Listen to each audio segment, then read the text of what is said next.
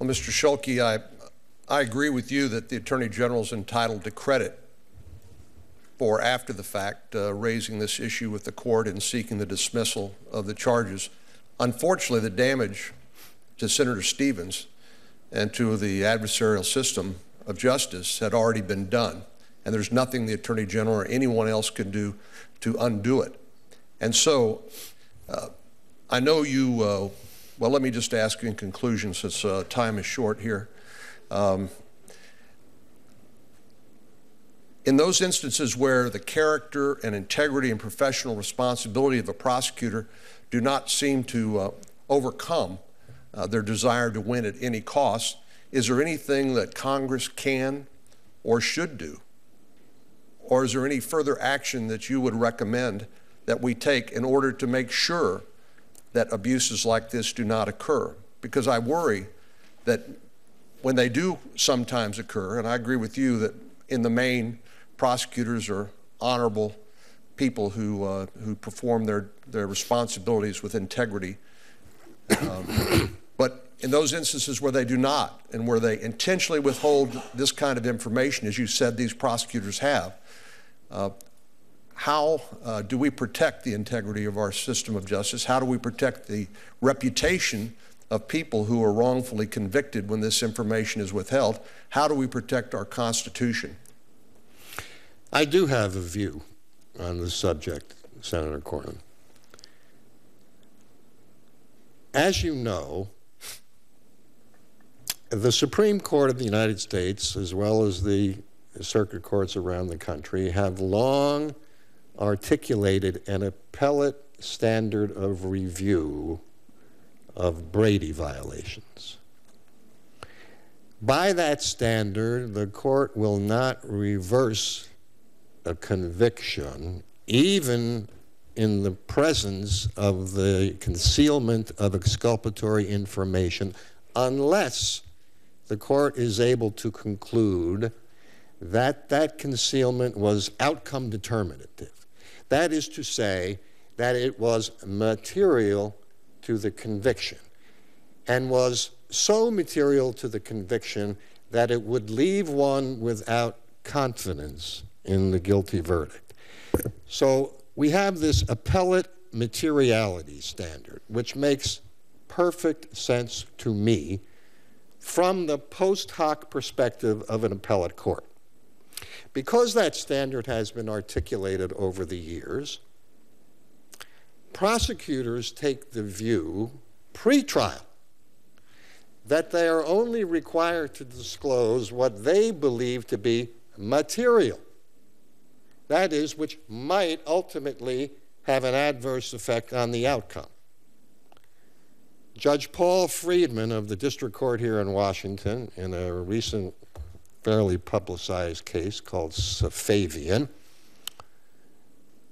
addressed this issue and said, no, it is not the prerogative of the prosecutor, one of the adversaries, of course, in this proceeding, to decide before a single witness has been called to testify, before a jury has been impaneled, before the judge has ruled on the admissibility of any piece of evidence, that some exculpatory or impeachment information will not be material. That's looking, Judge Friedman said, at the subject through the wrong end of the telescope.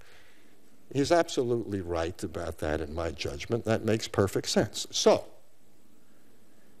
I believe the question for the Congress may be squarely presented. Need we do something about eliminating this materiality requirement so that prosecutors understand that in the pretrial setting, they are required to disclose any information which is favorable to the accused, or which would serve to impeach anticipated government witnesses. I know that the Department of Justice has a strong contrary view, namely that there should be legislation to achieve this objective. Rather, the department, through the U.S. Attorney's Manual, and through guidance issued by then Deputy Attorney General David Ogden in December of 2010, largely inspired by the Stevens case, issued guidance which directs the prosecutors to disclose information that's impeachment or that's exculpatory, regardless of the materiality standard, in most cases, recognizing and specifically stating that what we are saying in this policy statement is we're going to have prosecutors go beyond the requirement of the law. We're going to. Thank you. I am going to include the following submissions to the committee in the hearing record: written testimony of the Department of Justice, letter from the National Association of Criminal Defense Lawyers on discovery reform, letter from Attorney Ken Weinstein to Attorney General Holder raising process and substantive concerns about the report of the special counsel without objection to be in the record. Senator Franken. Thank you, Mr. Chairman. This is pretty awful hearing, frankly. I mean, it's high quality, and thank you for holding it, and thank you for your work. But this is some pretty awful conduct by the prosecutors, I think. They're just appalling. I just want to ask a couple questions about how to, and you've just been talking about this, how to get at the fixing these kind of problems. One thing I'd like to know, first of all, do you think that what the prosecutors did is, you know, is it illegal? I mean, or do you think that we need to change the law, or do you think what they did was already illegal? I think what occurred in this case in a number of instances was in violation of an obligation imposed by the courts. Right. Thus? Interpreting the Constitution. And so, using your term broadly, I would have to say it was illegal. Okay, so now, okay, let's talk about what you were talking about in terms of Brady violations and what to do about this. Yes, You're talking about maybe taking out the material part and just say anything that's exculpatory you have to, a prosecutor would have to reveal. Is there any kind of possibility, and I understand that the Judiciary, the Justice Department doesn't want to do that because they're afraid that it'll scare off witnesses who think that anything that they've ever done will have to be, you know, a witness against a defendant, that anything negative about them will be exposed in court and make people much more reluctant to testify in court. I mean, that's one of the fears of the Justice Department, is it not? It is, and that's a legitimate concern. Okay. So, instead of rewriting the law so that the prosecutor has to reveal all exculpatory, anything that could possibly be exculpatory, even if, in their opinion, it isn't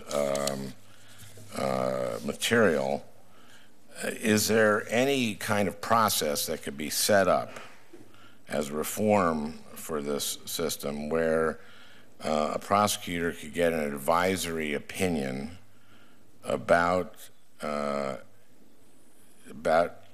independent advisory opinion about evidence that presents a close call under Brady?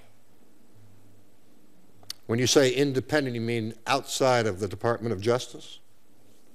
Either because the Department of Justice has an office, the Professional Responsibility Advisory Office, known as PRAO, which is there to entertain questions about the application of the disciplinary rules of the bar to the conduct of prosecutors. As a matter of fact... I mean, in other words, if a prosecutor had a question about a Brady matter, is there either that board or I don't think, I guess you can't go to the judge? You can. Can you go to the judge? You can. If I had an issue, were I, again, a federal prosecutor, and I said to myself, I've got this piece of evidence here, I'm not so sure whether I have to disclose this. Well, first of all, I was taught when I was a young assistant U.S. attorney, if I had to think about that for more than 10 seconds, turn it over. But if I didn't, I could go to the trial judge, ex parte. You can do an ex parte meeting with... Make a submission to the judge in camera, say, this is what I have. I don't know whether I'm obligated to turn this over or not. There are reasons in my view why perhaps I should, but there are reasons why I should not.